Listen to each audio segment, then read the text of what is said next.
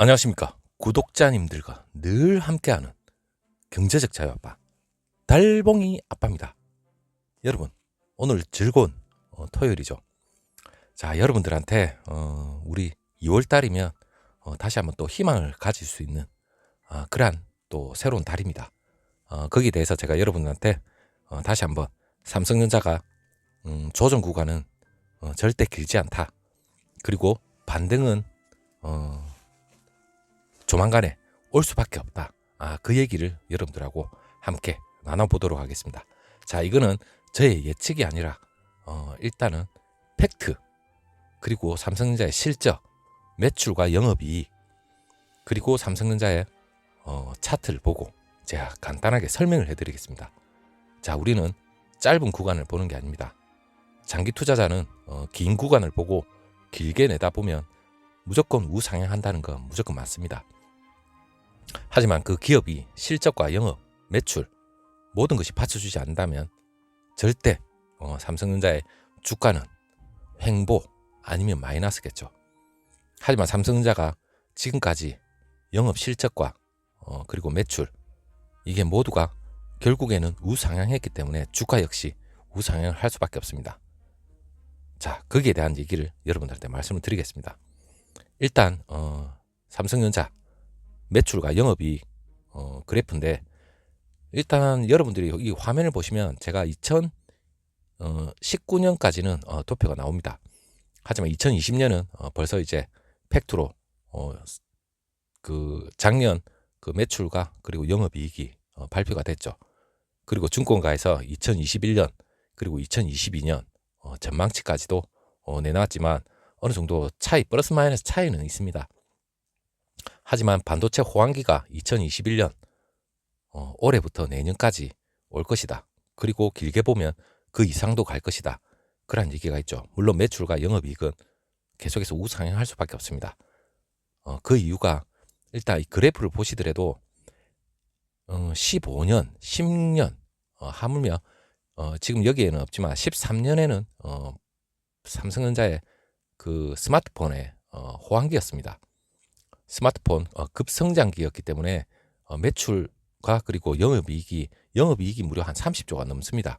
한 36조 정도 되는데, 제가 그 데이터는 일단은 별개로 하고, 일단 14년, 15년, 16년 동안은 그래프는 나중에 제가 마지막에 보여드릴 테니까, 일단 거의 주가는 횡보였습니다. 오르고 내리고 반복을 3, 4년 동안 지겹게 했죠.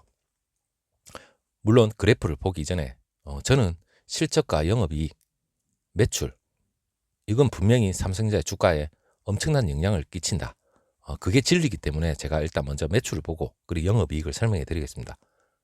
일단 13년은 없지만 14, 15, 16년 16년 되기 전까지 계속해서 횡보를 했습니다. 물론 삼성의 영업이익은 30조도 되지도 않았죠. 이 안에서 맴돌았습니다. 근데 제일 중요한 17년에서 18년 삼성전자 반도체 메모리 빅사이클이 있었죠. 슈퍼 호황기였습니다.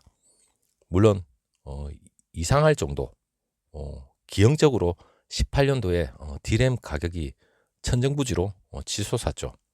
물론 18년도가 삼성전자 매출의 절정이었습니다.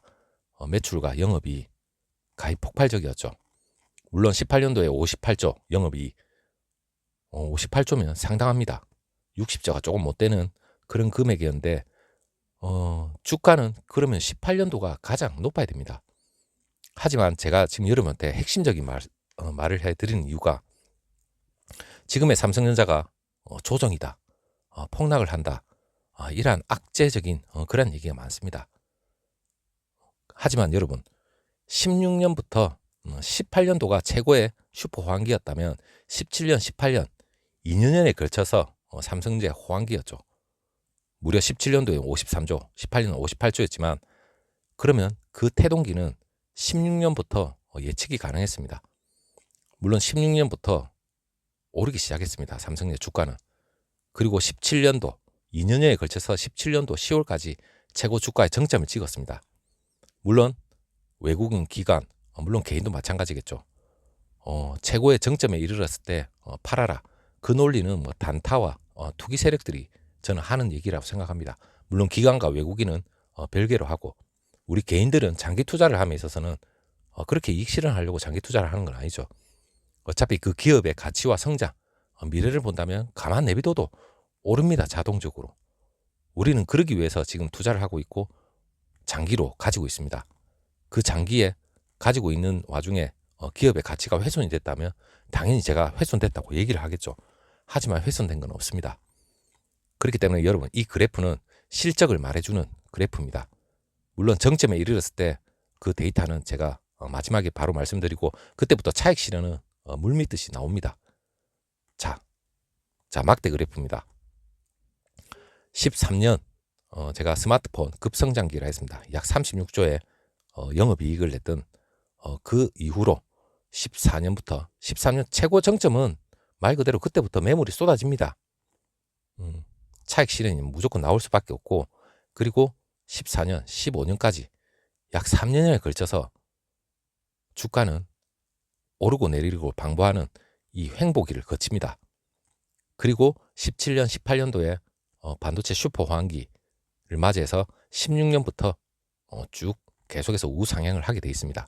자, 매출 역시 영업 매출과 영업이익이 계속해서 오릅니다. 18년 정점까지 오르게 돼 있습니다. 그리고 19년, 2020년, 19년 어느 정도 내리막길을 걷고 2020년 팬데믹도 겪고, 그리고 2021년 올해입니다. 올해와 내년, 그리고 2023년까지 어떻게 될지 모르죠. 물론 반도체 호황은 계속해서 이어질 거라는 게 우세합니다. 자, 그렇다면 이 모든 걸 제가 여러분, 매출과 영업이익, 이 모든 게 주가에 반영이 된다는 게 이게 한 10년 길게 월봉 차트입니다. 자, 월봉 차트 그냥 제가 설명을 드리겠습니다. 13년도 제대로 안 보이겠지만 물론 반도체, 물론 스마트폰입니다. 스마트폰 급성장기 그 뒤에 거는 제가 자료가 잘렸는데, 물론 12년, 13년, 11년 그때보다는 13년도가 정점에 주가는 정점이었습니다. 하지만 공통적인 게 있습니다. 13년 정점을 찍고 주가는 최고 호황기를 맞이하고 그 뒤부터는 내리막길을 겪는다는 건 업황이나 전망, 이런 건 외국 기관 모두가 우리가 정보를 통해서 알 수가 있습니다. 자, 더 이상 성장을 하지 않는다면 주가에도 분명히 반영될 수밖에 없습니다. 물론 당해 연도가 절정이 이른다 하더라도 그 다음 6개월에서 1년, 길게 보면 2년까지 볼 수도 있겠지만 보통 일반적 통상적인 6개월에서 1년을 봅니다. 그게 선 반영됐다고 생각하시면 됩니다. 그렇다면 13년도에 스마트폰 급성장기 이전부터 주가는 오를 수밖에 없었죠.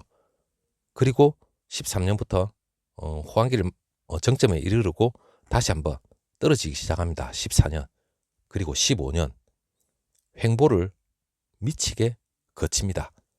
자, 이때 상당히 재미가 없었습니다. 하지만 17년, 18년도 슈퍼 호황기를 맞이해서 16년부터 꿈틀거리고 시작하면서 17년 하반기까지 약 17년 10월달까지 주가는 월봉 차트를 보면 아름답게 올라갔습니다. 물론 그 와중에는 일봉 차트를 보면 중간중간에 차익 실현은 수도 없이 반복을 하고 길면 1개월, 길면 2개월 동안 외국인 기관 팔아제끼기 시작할 때도 무수히 있습니다. 2년간에 걸쳐서. 그러면 1개월 동안 팔아제낄 때도 있고 일주일 내내 팔아제낄 때도 있고, 그리고 다시 매수세 들어올 때도 있고, 그걸 반복하면서 2년에 걸쳐서 쭉 상향을 했죠. 자, 우리는 월봉을 봤을 때는 아름답게 올라갑니다. 하지만 일봉 차트를 보면 상당히 중간중간에 차익 매물은 수도 없이 반복이 되고 올라가기 시작합니다. 자, 18년도 최고 정점, 이제 이르르기 일보 직전부터 주가는 내리막길을 걷기 시작하죠. 물론 삼성전자의 펀더멘털, 그거는 말 그대로 정점에서 다시 한번 D램은 사이클이 있다고 했죠. D램 가격이 떨어지기 시작한다는 건 누구나 다 알고 있습니다. 그렇기 때문에 선 반영됐다고 생각하고 일단은 고점에서 차익 매물이 쏟아지기 시작하는 겁니다. 자, 내일이면 오겠지, 내일이면 오르겠지. 물론 최고의 호황기 때는 물론 개미들, 그리고 잘 모르시는 분은 올라탈 수도 있습니다. 고점에 물려서 계속해서 지루한 2년 가까이 18년부터 시작해서 물론 호황기였지만 주가는 계속해서 내리막길입니다. 19년 거의 말까지 2년에 걸쳐서 계속해서 오르고 내리고를 반복하면서 우하향을 계속 해왔습니다. 자, 아주 지루하게 내려가고 그리고 다시 한번 정고점을 향해서 다시 한번 올라가는 건 19년 말부터 차츰차츰 기미가 보였죠. 그러면서 2020년 작년 1월 달에 드디어 17년도에 정고점까지 올라옵니다. 자, 저는 그때 저는 매수에 들어갔습니다. 자, 어느 정도 고점이라 생각하지만 결국에는 2020년 1월 달에 2020년과 2021년 반도체와 모든 게 업황이 개선될 거라는 그런 믿음이 이제 생기기 시작하는 거죠. 물론 그때 뭐 자료를 찾아보면 뭐 증권가부터 저게 반도체 업계 이 대외적인 게 개선이 될 거다는 게 자료를 보더라도 뭐 자료 찾아보시면 다 나올 겁니다. 긍정적인 게 상당히 많았겠죠. 물론 우리가 전혀 예측하지 못한 큰 이벤트가 생기죠. 전 세계적인 팬데믹 선언이 딱 납니다. 자, 대한민국뿐만 아니라 전 세계적으로 3월 달에 대쇼크가 옵니다. 자, 폭락을 합니다. 폭락을 하고 나서 다시 한번 상승을 하는 거죠. 자, 아직도 코로나 진행형입니다. 하지만 주가는 실적을 보고 영업이익을 보고 그 기업의 가치를 보고 성장을 보고 코스피 시장뿐만 아니라 전 세계적으로 반등을 하기 시작했습니다. 자, 반등이 기형적으로 급등을 했느냐? 팬데믹이 없었다면 당연히 자동적으로 올라갈 수밖에 없는 그런 구조였습니다. 자, 올해 초까지 2021년 1월까지 통상적인 주가 상승으로 올라갔습니다. 자, 올라갔다는 게 이 초입인데 이 초입 단계 자체가 여러분 삼성전자가 2017년 18년도가 정점이었다면 올해는 반도체 호황기가 못해도 내년 아주 보수적으로 잡아서 내년이 초호황기가 돼야 됩니다. 증권업계에서도 내년이 2018년 최대 영업이익을 갱신을 하지 않을까 무려 한 60조 정도 영업이익이 될 거라는 그런 얘기까지 있죠. 물론 올해는 46조에서 50조 그거는 17년도에 영업이익보다 못한 수준이지만 아마 17년도에 근접할 정도로 올라갈 수도 있을 겁니다. 그렇다면 올해는 절대 반도체 최고 호황기는 절대 아닙니다. 내년으로 잡아야만 18년도에 매물이 차익 실현이 매물이 쏟아진다는 게 추측이 되는 거죠. 그렇다면 올해는 초입 단계가 맞습니다.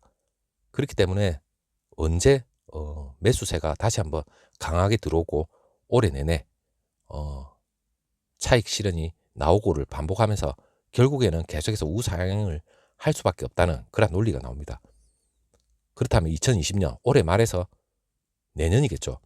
내년쯤에 차익 실현이 어느 정도 18년처럼 1년이 넘게 차익 매물이 지루하게 나오면서 계속해서 행보와 마이너스를 거치면서 내려갈지 그거는 아무도 모릅니다. 자, 여러분 2022년이 지나서 2023년에 또 다른 대호황기가 올지 그걸 우리가 어떻게 알겠습니까? 이 반도체 수요라는 건 지금 폭발적으로 쓰일 수밖에 없고 이 비대면부터 시작해서 반도체는 기하급수적으로 늘어납니다. 그게 태동기입니다. 지금 현재 자율주행차부터 시작해서 AI 그리고 5G 향후 더 미래는 6G부터 이 반도체가 과거보다 훨씬 더 많이 쓰일 수밖에 없습니다. 그렇다면 당연히 영업이익과 매출은 동반 성장을 할 수밖에 없습니다. 자, 그 미래는 아무도 알 수 없기 때문에 하지만 삼성전자의 반도체는 계속해서 우상향할 거라는 건 전망이 됩니다. 그렇기 때문에 장기 투자로서 그만한 값어치가 있는 거죠. 자, 2월 달부터 3월 한간에는 1분기까지는 삼성전자가 작년 4분기보다는 영업이익이 덜 할 거다. 그런 얘기도 있지만 이 반도체 디램 가격이 지금 고정 가격 자체도 지금 예사롭지 않습니다. 자, 1, 4분기 3월까지 뚜껑을 열어보면 영업 실적이 서프라이즈가 나올지 그것도 아무도 알 수 없는 거죠. 자, 우리는 기다리는 게 장기 투자에 어떻게 보면 당연한 거죠. 자, 기다려보고 그리고 반등은 분명히 차익 실현을 계속해서 할 수 없는 구조로 되어 있기 때문에 한없이 할 수가 없습니다. 올라갈 수 있는 건 지금 초입 단계이기 때문에 여러분들 장기 투자는 기다릴 수밖에 없습니다. 그리고 삼성전자에 관련된 그런 호재나 정보, 그러니까 영업과 관련된 그러한 정보는 계속해서 우리는 모니터링을 하면서 엄청난 급등을 한다, 이걸 예측하는 게 아니죠. 기업이 어떤 식으로 계속 움직이고 있는지만 우리는 모니터링을 하면 됩니다. 자, 가치는 훼손되지 않았고 계속해서 우상향할 거라는 그러한 정보만 우리가 캐치를 하고 여러분들이 참고를 했으면 좋겠습니다. 자, 오늘 여기까지 하고 다음 영상 다시 한번 또 찾아뵙도록 하겠습니다. 감사합니다.